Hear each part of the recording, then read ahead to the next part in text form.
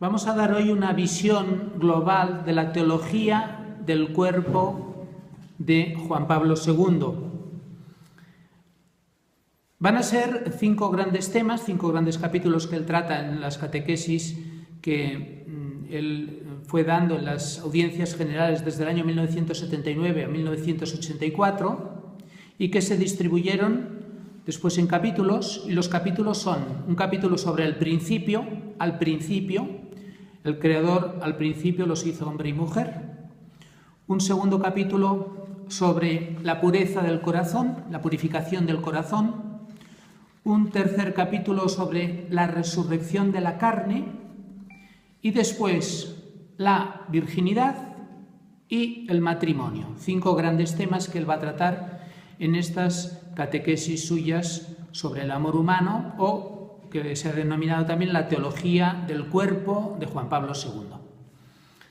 Juan Pablo II va a ir comentando una serie de textos bíblicos. Los voy a ir citando y a partir de ellos voy a hacer como unas pinceladas de las intuiciones de los temas que él va tratando a partir de eso. El primer texto que coge es Mateo 19, 3 y siguientes.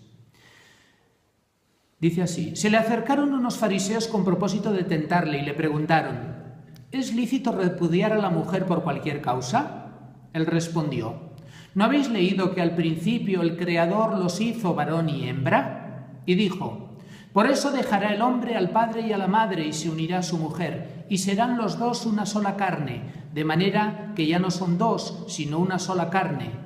Por tanto, lo que Dios unió no lo separe el hombre. Ellos le replicaron: entonces, ¿cómo es que Moisés ordenó dar libelo de divorcio al repudiar? Dijo él: por la dureza de vuestro corazón os permitió Moisés repudiar a vuestras mujeres, pero al principio no fue así. En la audiencia general número 3, Juan Pablo II señala que encontramos allá en núcleo casi todos los elementos del análisis del hombre a los que es tan sensible la antropología filosófica moderna y sobre todo la contemporánea. Por tanto, Juan Pablo II nos va a dar una antropología, o sea, una visión del hombre. Y empieza recogiendo los 2 relatos del Génesis de la creación, el primer relato donde Dios va creando todas las cosas, en los 7 días de la creación va creando el sol, la luz, los planetas, los animales y al final el hombre y la mujer. Y a continuación, que es el Génesis 1, y a continuación Génesis 2 y Génesis 3, hay un segundo relato de la creación donde se explica cómo Dios crea al varón modelándolo de barro de la tierra, y después el varón se acerca a los animales, a todo lo creado. Dios había visto que era todo bueno, pero el hombre no encuentra nada semejante así, no encuentra una ayuda adecuada. Entonces Dios hace dormir al varón y de la costilla del varón, o sea, de lo más profundo del hombre, Dios elabora a la mujer y la presenta al hombre. Y el hombre, a continuación, dice aquellas palabras: esta sí que es carne de mi carne, hueso de mis huesos y carne de mi carne, porque digamos que había sido tomada del varón. Finalmente, la primera palabra en el Antiguo Testamento que pronuncia el hombre es un canto de alegría al contemplar ante sí la mujer que Dios le ha presentado. Vemos, por tanto, aquí una serie de textos importantes en los cuales Juan Pablo II va comentando que se ve una visión muy profunda del hombre. La visión nueva que aparece aquí del hombre es la unidad del hombre y la mujer como imagen de Dios. En esta unidad del hombre y la mujer, en Génesis 3, se introduce una novedad, que es el pecado original, que es la palabra de Dios dirigida al hombre, que había sido dirigida al hombre, que le presenta todos los frutos del jardín, pero de este árbol, del árbol del bien y del mal, no puedes comer porque si comes de él morirás. O sea, junto a toda la creación, que es un regalo de Dios al hombre, al ser humano, también le propone la palabra de Dios como una experiencia también que el hombre ha de vivir. En esta situación, dice Juan Pablo II, en todo este conjunto de relatos hay una riqueza muy grande. Dice en la Audiencia General número 7. Con esta comprensión fundamental del significado del propio cuerpo, el hombre, como sujeto de la antigua alianza con el Creador, es colocado ante el misterio del árbol de la ciencia. Por tanto, el hombre ha sido creado como cuerpo, un cuerpo ante otros cuerpos. Al actuar con los otros cuerpos se conoce a sí mismo. Por tanto, vive una experiencia de autoconocimiento. Y él también, al presentarse delante de los otros cuerpos y delante de los animales, ve que no hay nada semejante a sí. Por tanto, tiene una conciencia de sí mismo y ve que le falta algo. Entonces, hay como una profundidad psicológica del hombre en estos relatos. En la Audiencia General número 9, dice Juan Pablo II, en el relato bíblico, la soledad es camino que lleva a esa unidad, que siguiendo al Vaticano II podemos definir como communio personarum. Primero había creado Dios al hombre en soledad, pero se sentía solo, se autoconoce a sí mismo, se compara con el mundo, con los objetos del mundo, no encuentra algo, digamos, que le pueda ayudar verdaderamente. Entonces Dios extrae de lo más profundo del hombre a la mujer. Y esta es la comunión de personas. La soledad del hombre en el relato ya vista se nos presenta no solo como el primer descubrimiento de la trascendencia característica propia de la persona, sino también como descubrimiento de una relación adecuada a la persona y por lo tanto como apertura y espera de una comunión de personas. Comunión dice más y con mayor precisión porque indica precisamente esa ayuda que en cierto sentido se deriva del hecho mismo de existir como persona junto a una persona. En el relato bíblico este hecho se convierte de por sí en la existencia de la persona para la persona. Encontramos aquí una gran novedad y una concepción del hombre que el Papa Juan Pablo II la extrae de la Biblia y por tanto la aplica a la reflexión teológica, a la antropología teológica, una visión del hombre nueva, porque tradicionalmente hemos conocido y hemos sabido del hombre con la antigua definición de Boecio. El hombre es una naturaleza individual, una sustancia individual de naturaleza racional. Y se veía al hombre como individuo, como persona, delante de Dios, sí. Pero ahora el Papa nos está presentando una gran novedad. El hombre ya no es uno solo delante de Dios, sino que son dos. Es una relación de personas, es una comunión de personas, es una unión de personas en la que se realiza en plenitud la imagen divina. Un ser con el otro y un ser para el otro. Es una concepción completamente nueva del ser humano, en la que entra la relación. Ya no cabe el ser humano sin relación. Siempre hay que ser con otro y siempre hay que ser para otro. La vida humana está dirigida hacia el otro. Continúa el Papa. Efectivamente, Él es desde el principio no solo imagen en la que se refleja la soledad de una persona que rige al mundo, sino también y esencialmente imagen de una inescrutable comunión divina de personas. De este modo, el segundo relato podría también preparar a comprender el concepto trinitario de la imagen de Dios. Por tanto, vemos una nueva imagen y concepción del hombre. Voy leyendo algunos fragmentos y voy explicando muy, resumidamente, ideas que Juan Pablo II desarrolla con mucha más longitud. En la Audiencia General número 10 dice: el conocimiento del hombre pasa a través de la masculinidad y feminidad, que son como dos encarnaciones de la misma soledad metafísica frente a Dios y al mundo, como dos modos de ser cuerpo y a la vez hombre que se completan recíprocamente. El hombre no es un ser abstracto. Hay dos modos, un modo masculino de ser cuerpo y de ser hombre, y hay un modo femenino de ser cuerpo y de ser humano, ser persona. Y sin ellos y sin la unidad de los dos no podemos conocer al hombre, al ser humano. Dos dimensiones complementarias de la autoconciencia y de la autodeterminación y al mismo tiempo dos conciencias complementarias del significado del cuerpo. Tenemos aquí ya la gran novedad, la communio personarum, la unidad, dualidad del ser humano. Dios ha creado al ser humano a imagen del Dios trinitario como una unidad de personas, como una unidad del hombre y de la mujer. Y además tiene unas reflexiones también profundamente sugerentes e interesantes. Habla también, por ejemplo, del tema de la desnudez originaria en el libro del Génesis. ¿Qué significado tiene la desnudez originaria? Dice el Génesis, en el capítulo 2, dice: el hombre y la mujer estaban desnudos, pero no se avergonzaban de ello. En cambio, después del pecado original, el hombre y la mujer se ocultan uno de otro y se ocultan de Dios cuando Dios sale a pasear en el jardín. Entonces, dice Juan Pablo II, ¿cuál es el significado de la desnudez? ¿Qué sentido tiene? ¿Y cuál es el significado de la desnudez originaria? Ciertamente, vamos a pasar enseguida a ver este tema, pero para acabar de completar lo que hemos dicho anteriormente, en un primer momento el hombre, el ser humano, vive en la inocencia originaria. La Audiencia General número 13. El hombre al que Dios ha creado varón y mujer lleva impreso en el cuerpo desde el principio la imagen divina. Varón y mujer constituyen como dos modos diversos del ser humano, ser cuerpo en la unidad de esta imagen. Una nueva dimensión, un nuevo criterio de comprensión e interpretación que llamaremos hermenéutica del don.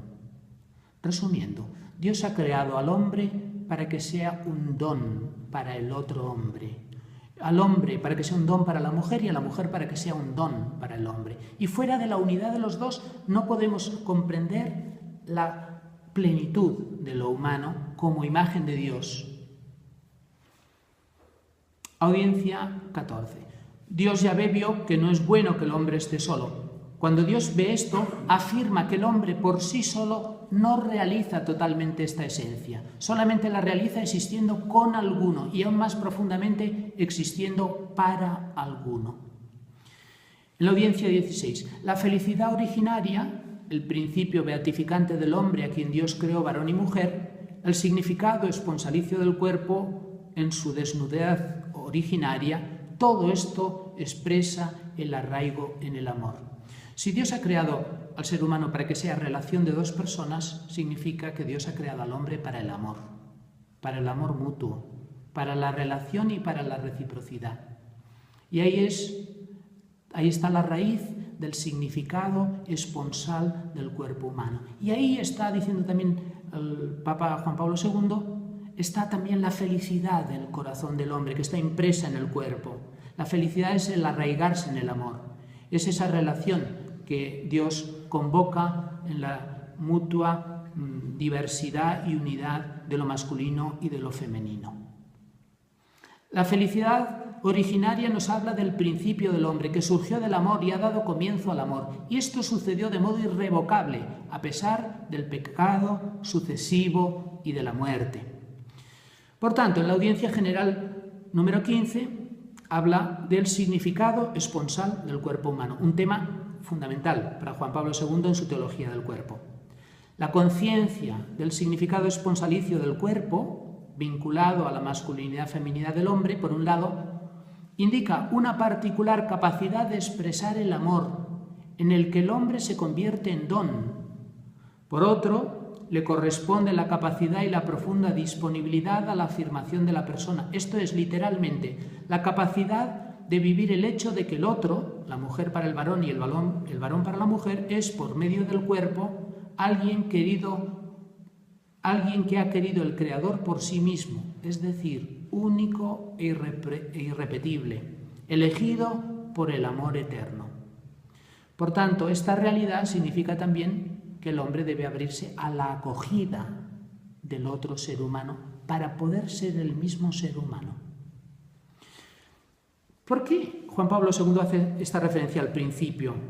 Porque el paraíso original no podemos volver. La inocencia originaria es una experiencia, digamos, que quedó cerrada con el pecado original. Pero, en cambio, hay una realidad que ha quedado impresa en el cuerpo humano que aún se mantiene viva y que de alguna manera nos está hablando y que no nos podemos conocer a nosotros mismos si no llegamos a descubrir qué es lo que Dios quería en la intención original del principio. La Audiencia General 17. En el segundo relato de la creación parece que se haya asignado al hombre la función de quien sobre todo recibe el don. La mujer está confiada desde el principio a sus ojos, a su conciencia, a su sensibilidad, a su corazón. El hombre debe acoger a la mujer. Él, en cambio, debe asegurar, en cierto modo, el proceso mismo del intercambio del don, la recíproca compenetración del dar y del recibir en don, la cual precisamente a través de su reciprocidad crea una auténtica comunión de personas. El hombre, por tanto, tiene una responsabilidad especial. A partir de aquí podemos hablar de otro concepto fundamental del pensamiento de Juan Pablo II, que es el etos del cuerpo. En el misterio de la creación, el etos sería la manera de actuar que el hombre tiene que realizar en el designio divino, en el designio creador, y que está impreso en su cuerpo, en el significado esponsalicio del cuerpo humano. En el misterio de la creación, dice en la Audiencia 18, el hombre y la mujer han sido dados por el Creador de modo particular el uno al otro, no solo en la dimensión de la primera pareja humana y de la primera comunión de personas, sino en toda la perspectiva de la existencia del género humano y de la familia humana. El hombre y la mujer están dados el uno al otro, no solamente en el matrimonio, sino en todas las relaciones humanas.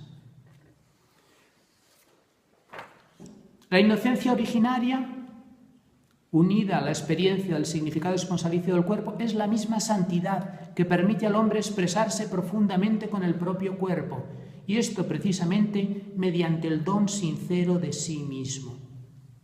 Esta es la experiencia fundamental a la que está llamado el hombre, y el cuerpo tiene impresa esta marca, esta señal, en su significado esponsal, que está llamado a darse al otro generosa y totalmente. El pecado y la muerte entraron en la historia del hombre, dice la Audiencia número 20, a través del corazón mismo de esta unidad que desde el principio estaba formada por el hombre y por la mujer, creados y llamados a convertirse en una sola carne. Pero Jesucristo, cuando le visitan los fariseos y él hace la referencia al principio, quiere decir que tenemos que mirar allá para conocernos a nosotros mismos y para poder realizar la vocación a la cual, digamos, él nos llama en el seguimiento de Jesucristo y en la Iglesia. Por tanto, hasta aquí la intención original de Dios. Hay muchos más temas, pero estoy resumiendo mucho para poder avanzar. Pasamos al segundo gran tema, la purificación del corazón. El paraíso original es una realidad que nosotros debemos conocer, pero que no podemos volver a ella tal y como el paraíso original era o está presentado. Tenemos que conocer la intención de Dios, pero quien nos ha de llevar a la intención de Dios es la presencia de Jesús, la presencia de Jesucristo, y nosotros en el seguimiento a Jesucristo.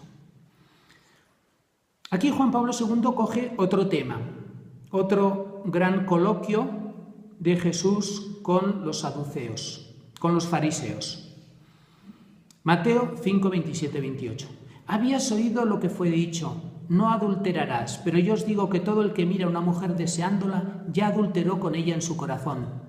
Esta enunciación constituye uno de los pasajes del Sermón de la Montaña, en los que Jesucristo realiza una revisión fundamental del modo de comprender y de cumplir la ley moral de la antigua alianza. Por tanto, hemos hablado del principio, lo que Dios quería, el diseño original, primitivo de Dios. Pero ahora hablamos del camino al cual nos va a convocar Jesucristo para realizar hoy el plan de Dios. Jesucristo está hablando al hombre de la historia, al hombre del mundo, que es el hombre del pecado, que es el hombre que dice él de la concupiscencia.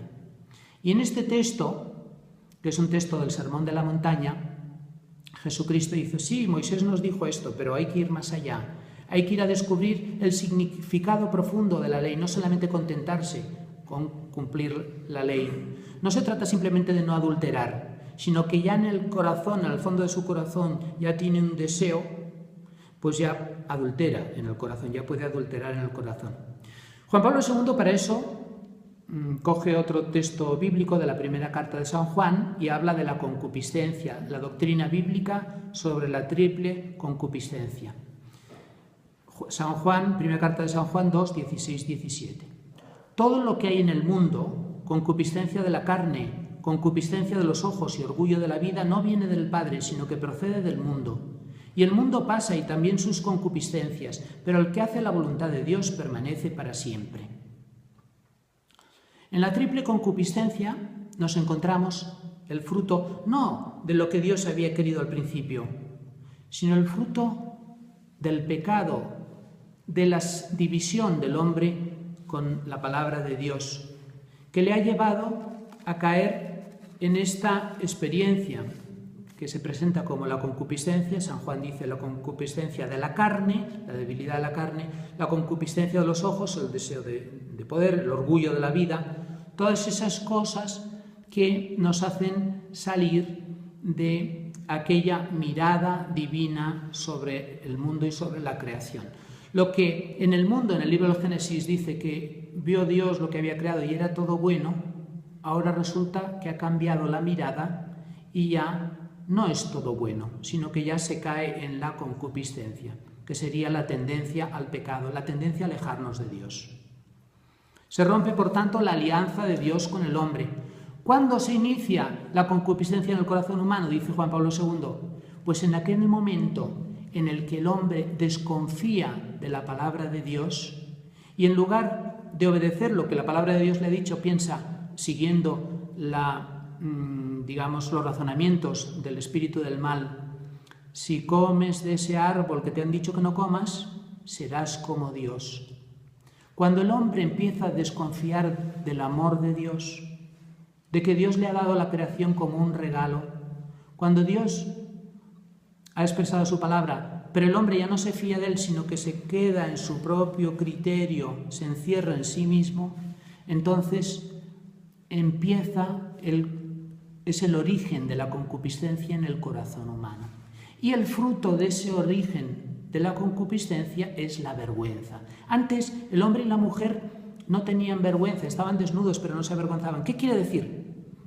Que se veían el uno al otro en su desnudez con la mirada divina, tal y como Dios los había pensado, que en su cuerpo se expresaba la voluntad unitiva y amorosa de Dios.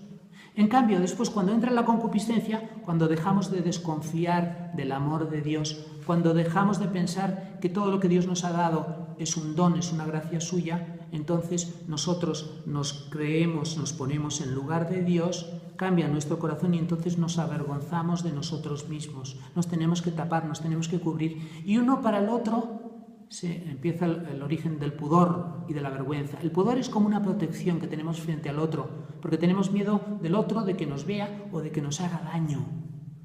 Ese cambio de mirada es el momento en el que se ve claramente el inicio de la concupiscencia en el corazón humano. Hemos cambiado lo que hay en el fondo de nuestro corazón y por eso vemos la realidad, el mundo, de una manera distinta. No llena de la belleza y del amor de Dios como Dios lo había creado y como Dios lo había pensado bueno y lo había visto todo bueno, sino con una intención distinta en nuestro interior. Audiencia 32. La dimensión del don, es decir, la capacidad de expresar el amor con que el hombre, mediante su feminidad o masculinidad, se hace don para el otro, en cierto modo no ha cesado de empapar y plasmar el amor que nace del corazón humano. O sea, dentro del corazón humano queda esa huella del origen, del principio.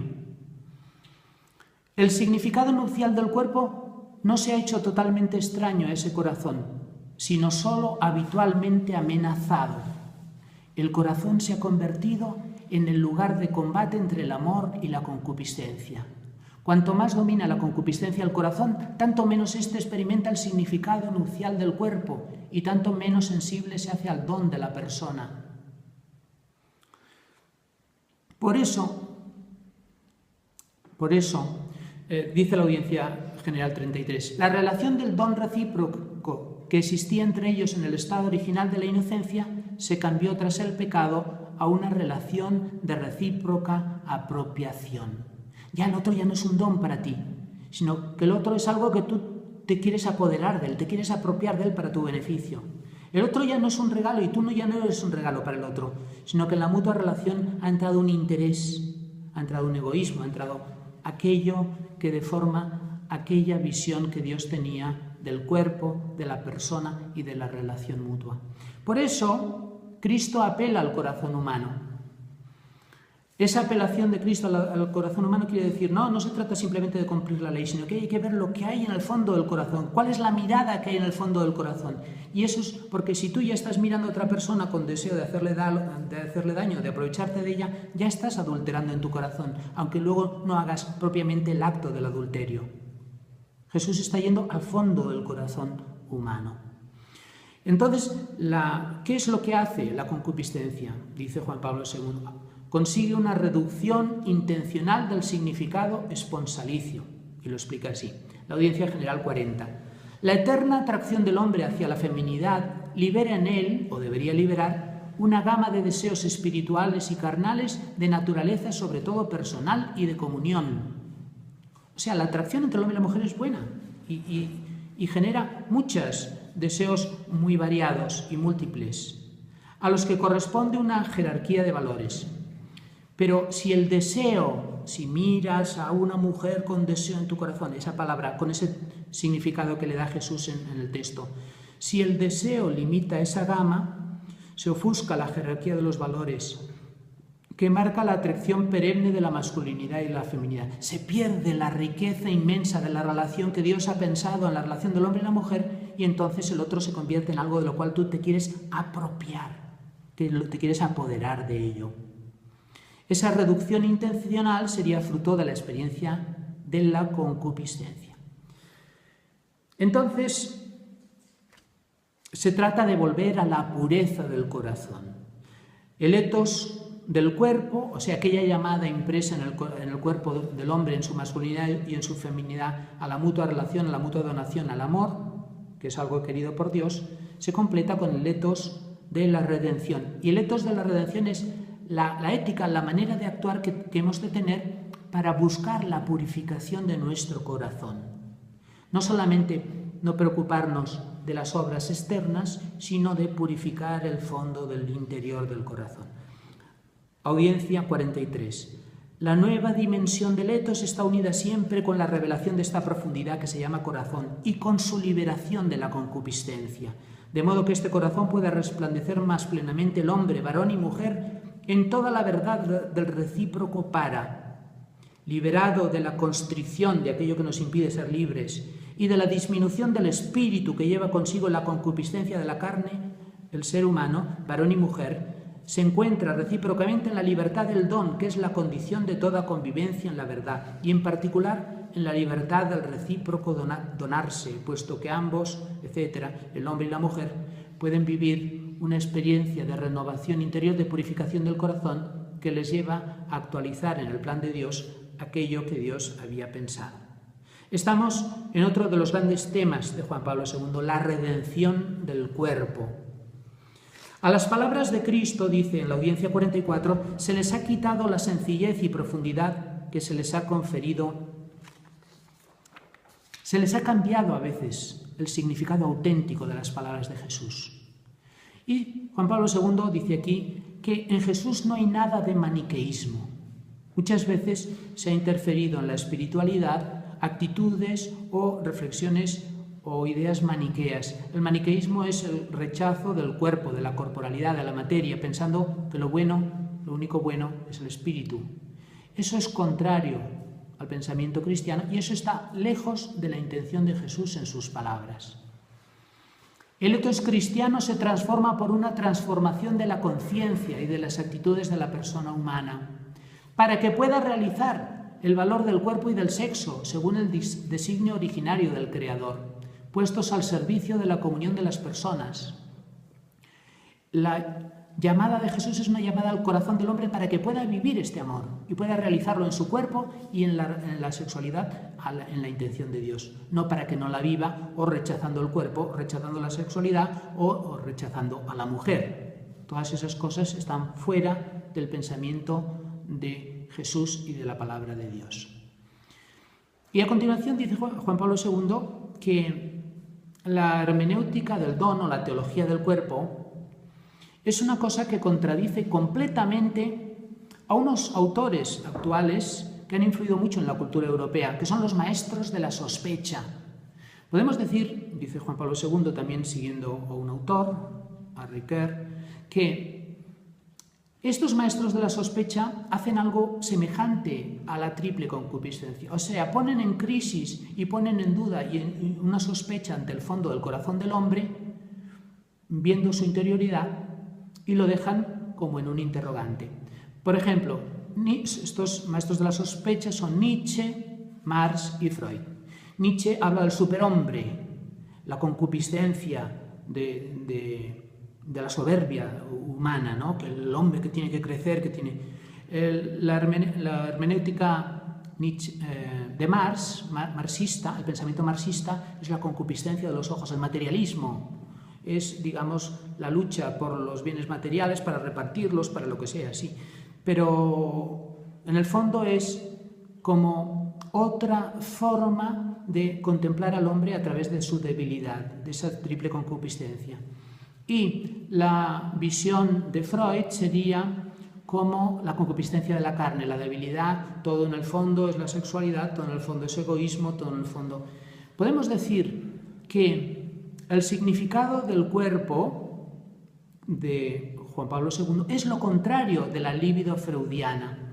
Es lo contrario de estas hermenéuticas de la sospecha que siempre están dudando del hombre y están dudando de su capacidad para rehacer la interioridad humana.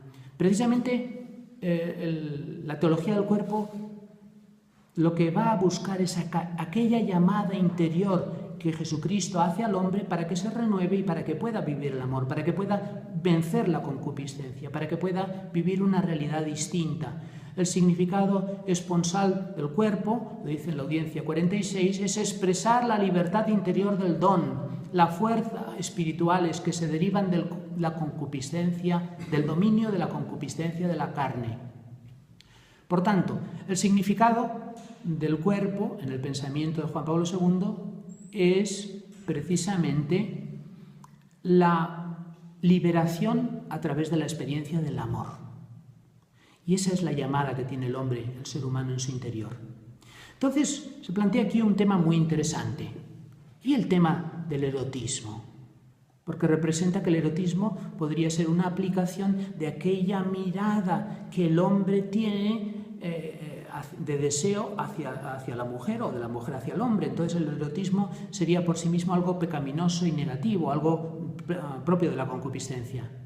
Juan Pablo II dice que esto no tiene por qué ser así. Si en el eros, dice él en la audiencia general número 47, hay una fuerza interior en el hombre que atrae hacia la verdad, el bien y la belleza. Pues si precisamente Jesús en el Sermón de la Montaña lo que hace es una llamada interior al corazón del hombre, lo que hay que hacer es llevar esa fuerza que hay en su interior hacia el bien, hacia la verdad auténtica, hacia la autenticidad.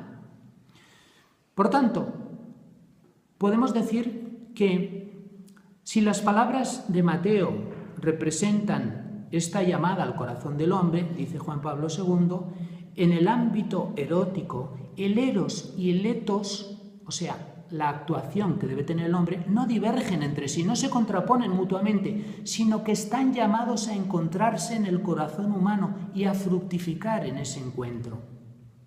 Muy digno del corazón humano es que la forma, dice Juan Pablo II, de lo que es erótico sea al mismo tiempo forma del etos, es decir, de lo que es ético. Y continúa en la audiencia número 48.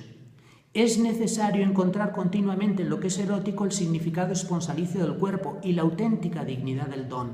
Esta es la tarea del espíritu humano, tarea de naturaleza ética. Si no se asume esta tarea, dejamos al hombre a merced de la concupiscencia. Y eso no es. Dios no, y Jesús no rechaza la humanidad y sus deseos y sus anhelos de plenitud y de comunión, sino que los quiere conducir hacia la verdad en la purificación del corazón. No rechazar los impulsos del hombre, sino conducirlos hacia el bien y hacia el plan de Dios. De esto dice algunas otras cosas muy interesantes. Habla también de que cuando el hombre sigue este camino de purificación del corazón, se despiertan en él unas fuerzas que no eran imaginables en el hombre carnal. Y todo ha de conducir a la espontaneidad del ethos cristiano, el hombre que se pueda expresar con toda libertad en el amor y en el significado esponsalicio de su cuerpo en las relaciones humanas, sin sofocar sus nobles deseos y aspiraciones, sino que más bien liberándolos, y en cierto sentido lo que hace la llamada de Jesús al corazón humano, lo que está haciendo es facilitar los nobles deseos y aspiraciones que hay en el corazón del hombre, de encuentro y de comunión también en la relación con los demás. Este es el ethos de la redención. Ciertamente es un ethos que está a continuación del ethos de la creación, o sea, aquello que Dios había pensado en el principio, ahora se tiene que realizar en la redención, en la unión y en el seguimiento con Jesucristo, a través del dominio de sí, a través de la templanza. San Pablo tiene un gran desarrollo también de la vida según el Espíritu, que sería también la pureza del corazón, que también él lo relaciona con la experiencia de la justificación por la fe, o sea, Dios con su redención y con su entrega por nosotros ya nos ha salvado, pero somos cada uno de nosotros que en nuestro interior tenemos que actualizar, tenemos que hacer el paso del hombre viejo al hombre nuevo, dejando las obras de la carne y siguiendo al Espíritu. Y por supuesto, como señala la Audiencia General número 53, todo está en función y al servicio del amor. El amor es la finalidad última. A continuación, Juan Pablo II habla de que todo esto es una pedagogía del cuerpo. Así como Jesús ha hablado al corazón del hombre, entonces esto que es una antropología, que es una visión del hombre, también es una pedagogía. Y dice Juan Pablo II en la Audiencia General número 59. La pedagogía tiende a educar al hombre poniendo ante él las exigencias, motivándolas e indicando los caminos que llevan a su realización. El Creador ha asignado al hombre como tarea el cuerpo, su masculinidad y feminidad, que en la masculinidad y feminidad le ha asignado como tarea su humanidad, la dignidad de la persona y el signo trascendente de la comunión interpersonal, en la que el hombre se realiza a sí mismo a través del auténtico don de sí. Por tanto, la antropología teológica del ser humano como unión del hombre y la mujer es también una pedagogía que los cristianos y la Iglesia tenemos que descubrir para educar a las personas en la masculinidad y en la feminidad, no para que rechacen la masculinidad y la feminidad y se escondan en un ser digamos, abstracto, general, en el cual estamos más cerca de Dios porque estamos lejos de la materia. Todo eso no tiene nada que ver con el mensaje cristiano. El mensaje cristiano debe ser una pedagogía del cuerpo, una espiritualidad del cuerpo y un camino desde la propia masculinidad y feminidad para descubrir la experiencia de comunión a la cual estamos llamados. Capítulo 3. Hablamos del principio. Hemos hablado de la pureza del corazón, que es el camino del hombre histórico en el mundo, la resurrección de la carne. Y aquí Juan Pablo II recoge otro texto bíblico, un coloquio con los saduceos que niegan la resurrección, Mateo 22, 23, etc. Esos versículos. Los saduceos hablan de la ley del levirato y le vienen a presentar un caso a Jesús. Eran 7 hermanos. El primero tomó mujer, pero al morir no dejó descendencia, la tomó el segundo y murió sin dejar sucesión, igual el tercero, y así hasta los 7. Al final le preguntan, ¿de cuál de ellos será mujer? Cuando en la resurrección resuciten, ¿de quién será la mujer? Porque los 7 la tuvieron por mujer. La respuesta de Cristo es muy significativa y muy iluminadora. Les dice a los saduceos, que se creían los grandes especialistas de la ley: desconocéis la Escritura y el poder de Dios, erráis. Cuando en la resurrección resuciten de entre los muertos, ni se casarán ni serán dadas en matrimonio, sino que serán como ángeles en los cielos. Por lo que toca a la resurrección de los muertos, ¿no habéis leído en el libro de Moisés, en lo de la zarza, cómo habló Dios diciendo: yo soy el Dios de Abraham y el Dios de Isaac y el Dios de Jacob? No es Dios de muertos, sino de vivos. Muy errados andáis. Eso es en el texto de Marcos. Pero en la versión de Lucas, que es, los sinópticos tienen con algunas pequeñas diferencias los mismos textos, añade una frase que también es importante. Les dijo Jesús: Los hijos de este siglo toman mujeres y maridos, pero los juzgados dignos de tener parte en aquel siglo y en la resurrección de los muertos, ni tomarán mujeres ni maridos, porque ya no pueden morir y son semejantes a los ángeles e hijos de Dios, siendo hijos de la resurrección. Con todo este gran tema de la resurrección de la carne, si antes habíamos hablado de lo que Dios quería en el principio, la intención original de Dios, y después de hablamos de la situación del hombre en el mundo, en la historia, en el pecado, cómo tiene que recorrer el camino de la purificación del corazón, ahora estamos hablando del destino del cuerpo, que es la glorificación. O sea, estamos hablando del principio, del medio y del final, del destino final de la humanidad. La finalidad del hombre y del mundo es la glorificación. No es la muerte, sino la vida, porque Dios es Dios de vivos. Y el cuerpo, en su realidad humana y en todo lo que esto significa, también en su masculinidad y feminidad, de un modo misterioso, perdurará en la otra vida. Pero no habrá matrimonio. No habrá, digamos, las circunstancias del matrimonio social, ni la procreación, ni habrá que cuidar a los hijos, ni llevarlos a la escuela, porque todo eso es del momento histórico. En cambio, sí que se conservará la propia identidad personal, masculina o femenina, también en la otra vida.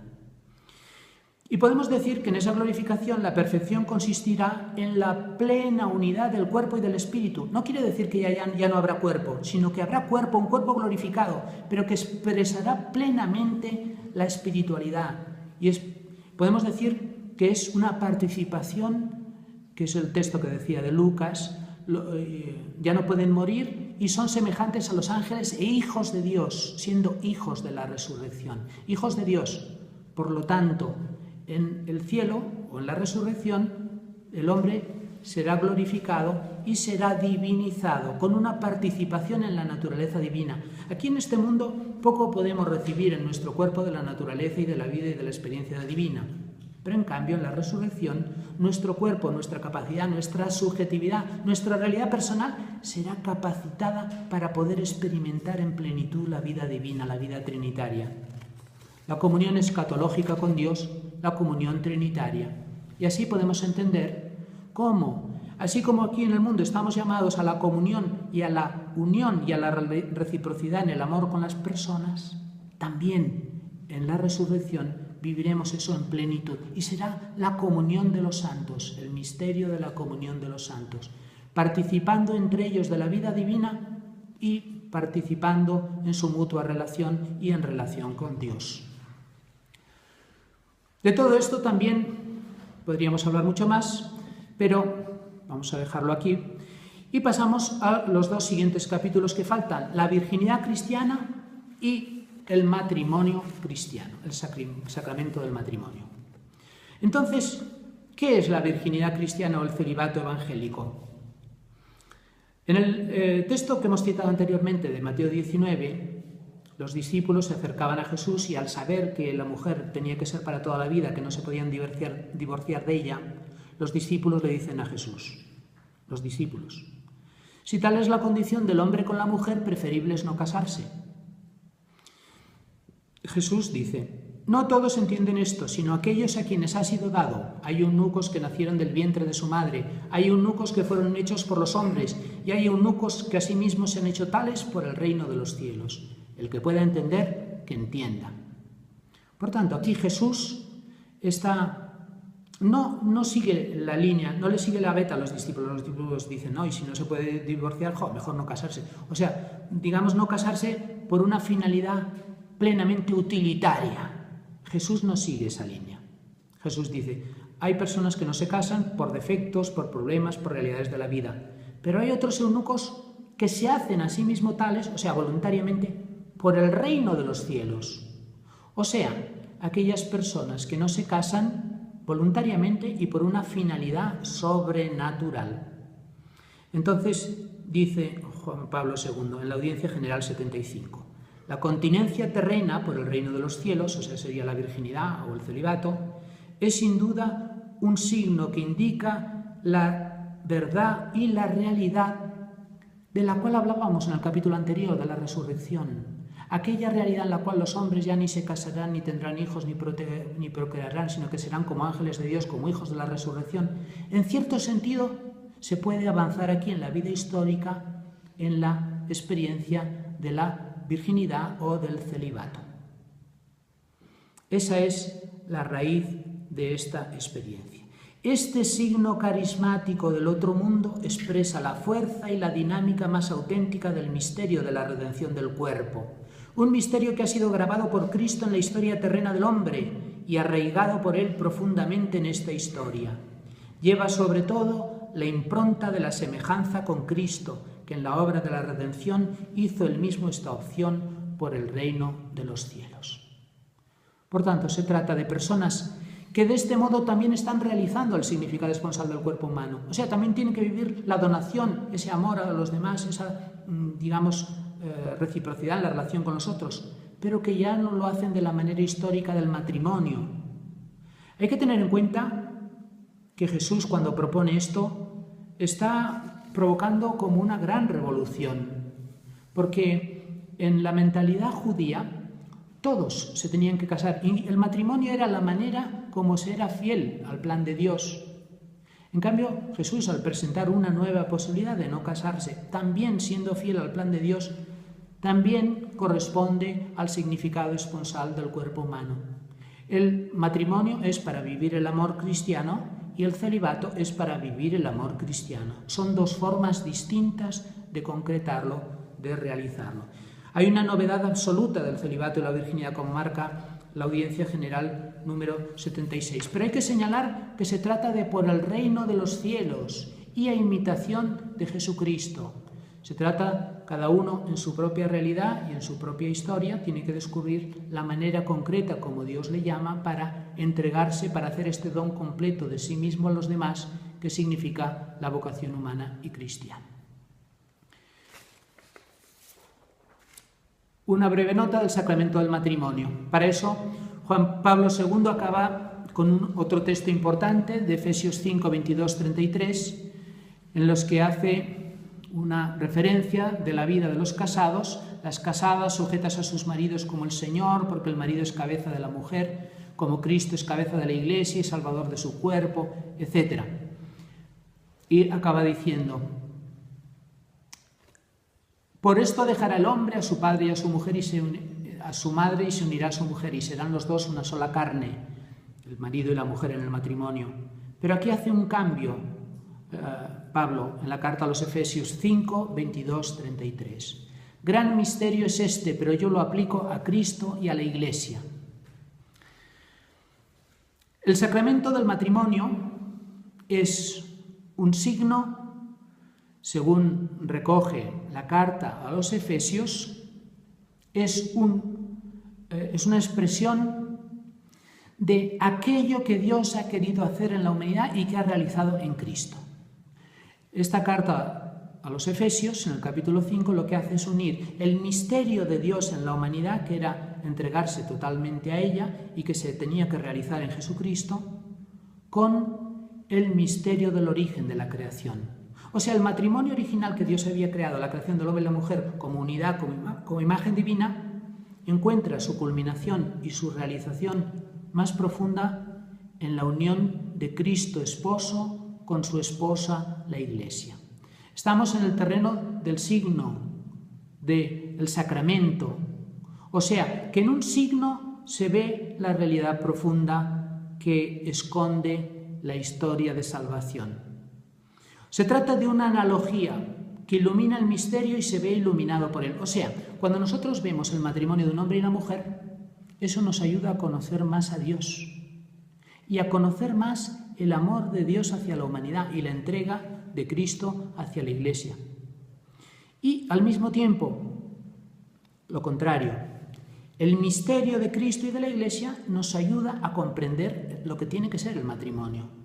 Si en el matrimonio el hombre y la mujer no viven un amor así, si el esposo no se entrega con esta radicalidad y con esta generosidad, si la esposa no vive con este amor total y completo, entonces el sacramento no realiza lo que contiene, no tiene su significado pleno.